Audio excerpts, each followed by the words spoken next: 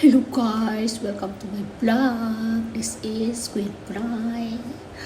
Pag-usapan natin guys ang birthday ng pagkakaiba sa Amerika at Pilipinas. Alam niyo ba, dito sa Amerika pag birthday, kanya-kanyang dala yan.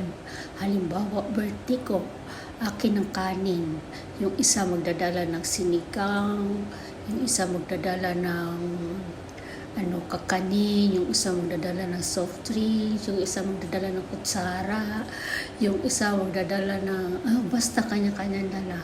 Hindi mabigat sa'yo na may birthday kasi kanya-kanyang dala, hindi tulad sa Pilipinas, no?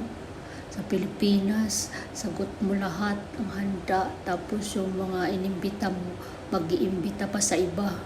Tapos patapos ang handaan, magdadala pa sila, magbabalot. Dito naman sa Amerika, pagkatapos ng kainan nyo, pag may natira, halimbawa, gusto ko yung dala niya na suman, tapos gusto niya yung sinigang ko, kukuha siya. Ganun dito, may magluluto ng lumpia, kanya-kanyang dala, kutsara, may magdadala ng kanin. Hindi katulad sa Pilipinas, sagot mo lahat ang birthday, ipangungutang mo pa. Practical ba? Diba? Dapat ganun. Hindi yung sa'yo lahat.